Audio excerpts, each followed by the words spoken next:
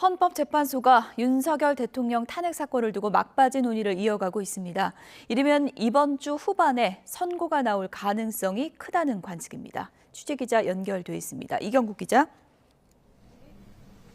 네, 헌법재판소에 나와 있습니다. 네, 이번 주가 운명의 주가 될지 관심이 쏠리고 있는데요. 지금 평의 절차는 막바지에 돌입한 것으로 보인다고요?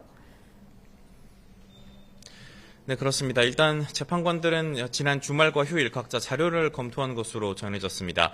아직은 선고일 통지가 없었던 만큼 일단 오늘도 재판관들은 오후에 평의를 계속 이어갈 것으로 전망이 됩니다.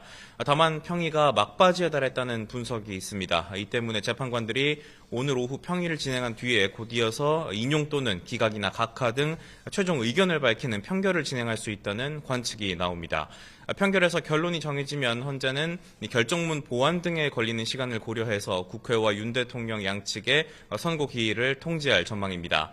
그렇다면 선고 기일이 언제로 잡힐지도 관심인데요. 일단 내일 박성재 법무부 장관 탄핵 사건 변론 기일이 잡힌 점 등을 고려하면 이번 주에 선고가 내려질 경우 그간 변론이 진행됐던 목요일 또는 역대 대통령 탄핵 사건 선고가 내려졌던 금요일에 선고가 이루어질 가능성이 있습니다.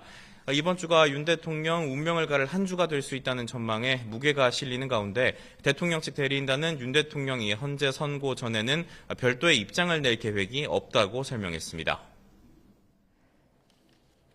네, 헌재가 역대 대통령 탄핵 사건 중에 가장 긴 시간 논의를 이어가고 있는 상황인데요. 어떤 이유 때문일까요? 네, 우선은 재판부가 사회적인 혼란을 줄이기 위해서 전원일치 결정을 시도할 수 있다는 전망 꾸준히 제기되고 있습니다. 또 윤 대통령 측이 탄핵 심판 과정에서 국회 측의 내란죄 소추 사유 철회 그리고 수사기관 조서 증거 능력 인정 등을 두고 문제를 제기해왔던 만큼 절차적인 논란을 없애기 위해서 평의가 길어지고 있다는 분석도 존재합니다. 여러 가능성 등을 고려해보면 윤 대통령 사건 선고가 이번 주를 넘길 가능성도 완전히 배제할 수는 없는 상황입니다. 한덕수 국무총리 탄핵 사건의 선고 시점도 변수입니다. 한 총리 사건이 먼저 선고된다면 윤 대통령 사건 선고는 미뤄질 가능성이 크기 때문인데요. 다만 두 사건에 대해서 헌재가 같은 날 선고를 내릴 가능성도 여전히 존재합니다. 네, 오늘도 헌재 부근에서는 탄핵 찬반 양측의 집회가 이어질 것으로 보이죠? 네, 그렇습니다. 먼저 탄핵 찬성 측이죠. 윤석열 즉각 퇴진 사회 대개혁 비상행동은 오후에 광화문에서 기자회견을 연 뒤에 대규모 시국선언에 동참합니다. 오늘 저녁에는 이 비상행동과 야 5당의 탄핵 촉구 집회 그리고 행진까지 예정이 돼 있습니다.